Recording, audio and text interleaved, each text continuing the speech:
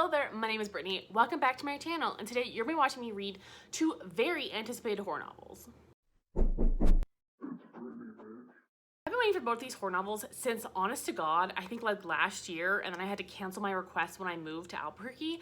And now that I'm here, I finally received both of these from my library. The first one is The Only Good Indians by Stephen Graham Jones, and this is a novel that is well loved and apparently is a homage to Native American folklore, and it's basically about like an elk that is haunting like these four American Indian men, and I don't really know much else past that. Like, I really try not to know much about my horror slash thrillers, and this one is just everywhere. Everyone talks about it. I've seen this cover 1,000 times. I requested this on NetGalley last year. It's popular. These four American Indian men are tracked by an entity bent on retribution, and these childhood friends are helpless as the culture and traditions they left behind catch up to them in a violent, vengeful way. And the second book is Mexican Gothic by Sylvia Moreno Garcia, and this is also a very, very popular book on BookTube. We're following a beautiful debutante named Noemi, and she's apparently brought out to the countryside because she gets like a letter from her cousin or something, and she has to go investigate and see what's going on. And apparently this is kind of like a haunted house thriller, kind of like a haunted town thriller slash horror, and I know it's a little bit slower, so I'm gonna read this one second because this one's also due to the library like 5 days after The Only Good Indians, but also because it is a little bit slower paced, I just want to make sure I can finish another book before I have to get to this one. So the book I'm gonna be starting with is The Only Good Indians, and I've barely read anything of this. I've read like the first chapter, and that's pretty much it. So I have a lot of ways to go. This isn't a particularly long novel. It's only like 300 and something pages, but so far the writing is already very confusing for me. I'm not sure if anyone else felt this way. I haven't heard anyone else talk about that, but like the writing is very like overly flowy and run-on sentencing, and I have a really hard time with like run-on sentences. It's a little bit rough to read. I'm only the first chapter in.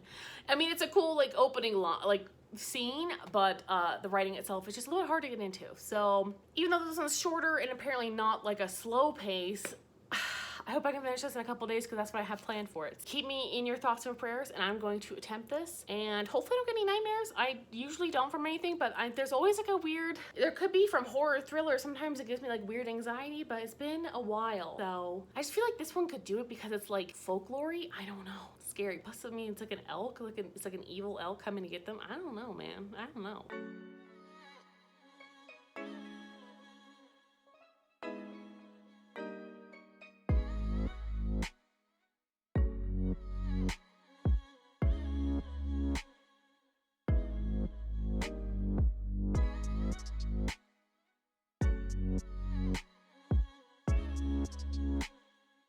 So it is the next day. It is after work. Work was really busy today. I didn't even get to take a lunch. I'm starving, by the way. Anyway, and I also need to go to Target and pick up a Target order, and I have to go to Costco, and my brother really wanted a new pillow for our couch because he liked the one I brought back last time, and then I need to get some brownie brittle because we're out, and I found it there. I don't always find it at Costco, but when I do, like, I really like that brownie brittle. So anyway, it's like Sheila G's brownie brittle.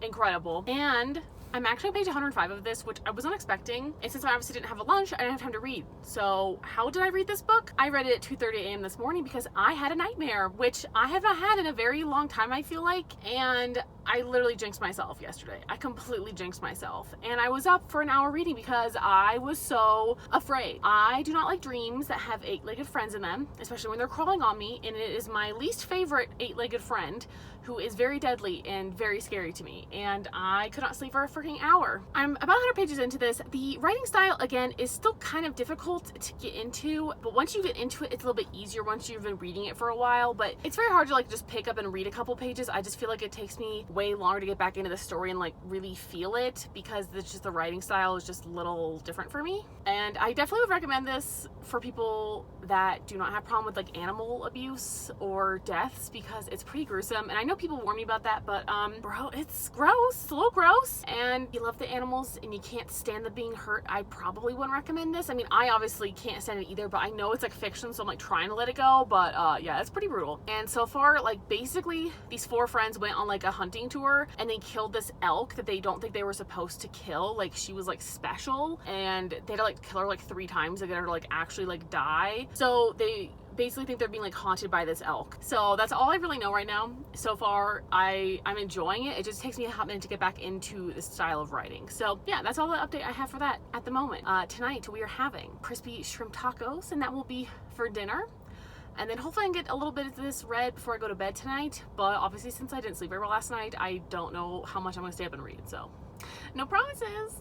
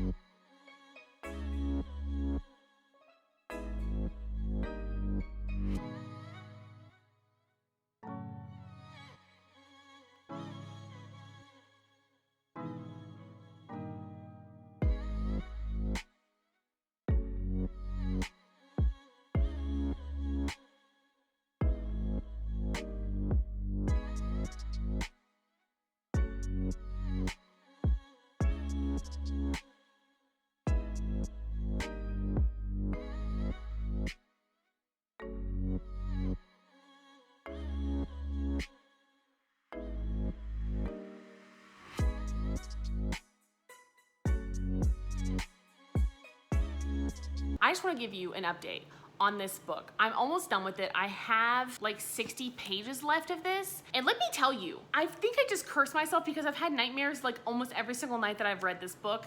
Or they've been like just like terrible dreams. Like, you know, like those dreams you just feel like the dread and like anxiety for no reason. And you like wake up and you know it like was bad. So anyway, my dream last night, by the way, was literally Kathy Bates, like an evil version of Kathy Bates. And I don't remember exactly like how to describe like what was going on in my dream. It was like we were like at a house, or like it was like a raceway, like we were racing and do something. I don't really know. But anyway, I did something that Kathy Bates didn't like, which I don't know what it was. And she held a little girl's face down to a lawnmower and shredded her face in front of me. And I screamed in my dream. And I didn't wake up from that. There was plenty of dream after that. For some reason, this book just gives me like those weird nightmares slash just bad dreams that are just not great. And they're like so deep and heavy, but I can't remember half of them. But like I know they were not great. But also I think what did not help that was we had a really big storm last night, which I was not expecting. And I woke up at like 3 a.m. and I was like, what is that noise? And I got up to pee, and I literally thought it was like our air conditioner like acting weird. No, it was thunder. So we were having a really loud thunderstorm, and usually I sleep through them because we get them like 4 times a week, honestly. It was the loudest thunderstorm I've ever heard in my entire life, and even in my dreams, like I was so tired I went back to sleep. You know when you hear a sound in your dream because you can hear it in your real life and it's so loud it's like in your dream? That's what was happening. And so like the stormy aspect was not making my dreams any better. It's very graphic and gory, but here's my thing, like here's why I don't think I'm gonna rate it like obviously a 5-star. Number one, I can put it down like no problem. I actually have a hard time getting into it, but once I'm into it, I like it. But here's another big caveat is that these are short stories. So I would say like the first third of the short story, I really don't know what's going on. I'm having a really hard time with it. And then in the middle, I'm like, oh, okay, I know what's going on. And then the last bit is really good. And that's how all the short stories have been for me so far, and that's the issue I'm having. I just find his writing a little bit difficult. I'm not sure if it's all of his writing or just in this book, but I'm definitely struggling with that. I think that's my biggest issue with this, but otherwise I love the lore, I love what's happening, I love the deaths, they're very creative, and I think that's why in my dream, like literally Kathy Bates was like holding a little girl's face down to a lawnmower and like shredding it into meat. Yeah, I just think this book really has some gory, disgusting, dark shit. I'm gonna finish it tonight. That's happening. I'm literally gonna try to sit down right now before my brother gets back home from running errands, and I'm just gonna try to read this. I'm just gonna do it.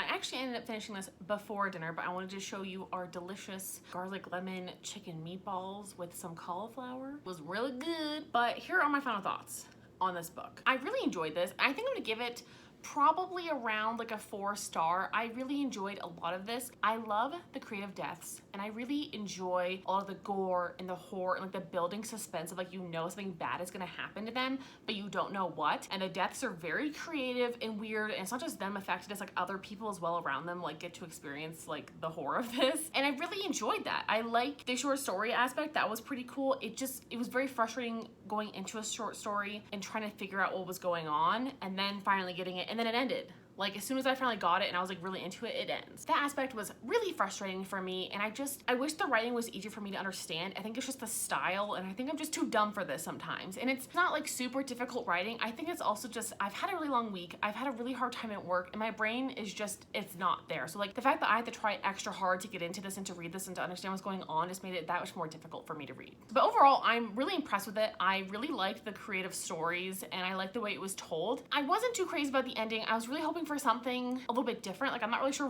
what was different, like I would have liked, but I just didn't really love the ending. I feel like it was building up to something, and then I feel like it was like anticlimactic. I just feel like all of the suspense was building. I was really ready for like a showdown, and it just didn't really happen. Those are my final thoughts on this. I really enjoyed it. Next up is Mexican Gothic, and I hope that's really good as well. I think at least this is gonna get like a 3.75 stars, a 4. I haven't really decided yet. I just feel like I really enjoyed it, and I think it's something that people should read, but it wasn't my favorite thing in the world, and I feel like it just wasn't very easy for me to read. But I'm looking forward to Mexican Gothic. That's gonna be up next, and hopefully that one does not give me nightmares. Now it is time for Mexican Gothic, and Mommy is tired. She's very tired. I have just had a hard time sleeping this week, and it's not my fault specifically, but for some reason I woke up at 3:45 this morning and I couldn't go back to sleep, and I'm very tired. I usually wake up around 6ish, so that's obviously like a big difference for me. Maybe 6:30 if I want to sleep in. Okay, so that's a big difference in terms of sleep, and I'm just a very different person when I don't sleep, so I feel crazy. So anyway, here's Mexican Gothic. This is the very famous horror book, and I know it's a little bit slow, and I would agree with that so far. I'm only like 4 chapters in. We're following Noemi, and she went to go rescue her cousin, who's like at this beautiful high house, and it's like kind of decrepit. Like, it's beautiful, but it's like decrepit, and it used to be like a mining town, and like there was a plague that like, you know, it ravaged everybody, and the mine shut down, and she's basically going crazy. Like, they don't know what's going on with her cousin. She's like lying in bed now. She has tuberculosis apparently, and that's all we really know. She's exploring the grounds of the like beautiful estate, and things are just kind of odd and a little bit weird, and I don't really know what direction it's going yet, but it's definitely setting that Gothic tone like 100%. This is set in the 1950s, by the way, but it's really setting that Gothic tone of like the furniture and the descriptions. It's very description heavy, which I usually don't mind, but it is feeling a little bit slow, but we'll see. I'm only 42 pages in, so I'm hoping I can finish this soon though. Like, that would be ideal. I would love to finish this in 2 days because I have to go back to the library in 2 days. So Mommy's tired. I'm not making dinner tonight. I said that was not happening, and we already had Denny's planned for one night this week, which sounds really dumb, but we've really been craving their chocolate chip pancakes, and I just don't feel like making them. I make them myself, but I'm not doing it. So we're gonna order to go from Denny's tonight. I want my dinner fast today. I want my dinner fast. So we're going to Denny's.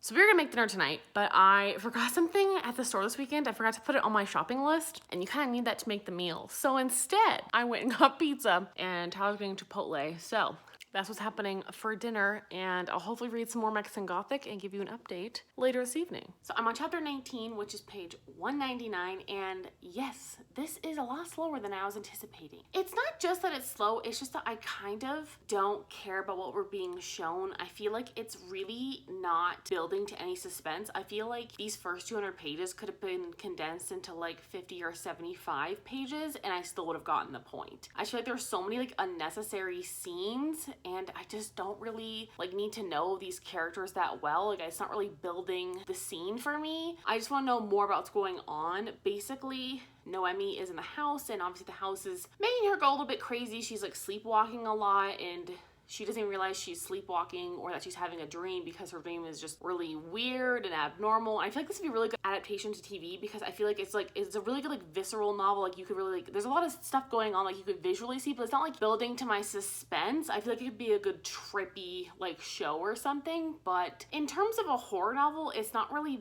building anything for me. I kind of just want to get to when it gets good, because I know a lot of other people said the same thing, that it kind of takes off in the last third of the novel, and I'm really just wanting to get to that. I like the Gothic vibes of this for sure. I think it's a cool vibe. I like the town's history and the family's history. I just wish like it was like more suspenseful. I'm just like not really feeling it. I'm just kind of getting annoyed like why we're having all these conversations with characters and scenes I just feel like we should not be seeing. And it definitely just could have been condensed. Like I could have gotten the same message if it was condensed by like a lot. So I have basically 100 pages left, so I definitely will finish this tomorrow, which is my goal, because I'd love to finish it tomorrow so I can return to the library on time. But also because I just really want to know what the hell is going on. Like, I want to know what's going to happen, because, like, I know stuff is supposed to happen, and a lot of people said it was really slow, but the ending made it worth it, and they rounded up higher to higher stars. So that's what I'm looking for. That's what I'm expecting. I hope it lives up to my expectations. So my final thoughts on Mexican Gothic are as follows. It just did not hit for me. I think that this novel has some excellent points. I think it has a really cool idea, but the execution just was not there for me. Honest truth, if someone else wrote this book, it could have been 5 stars. This book had a lot of potential. I liked the ending and the explanation for what was going on in the house, but I just did not like her writing style. And I think that is a really big point, is even if you have a fantastic horror idea, the execution is critical. Especially for me, I just like the way other people write, and I just did not like the way that she wrote this. And I think I'm gonna give this somewhere between a 2 and a 3 star, and I have not decided yet. I don't feel like that it was badly written at all. It's just not my style, and it was way too slow of a plot for me. I just need a faster plot, and I need a writing style that I prefer. Anyway, I'm at the library, so now I'm gonna go return that book, and it's on to the next one. Bye!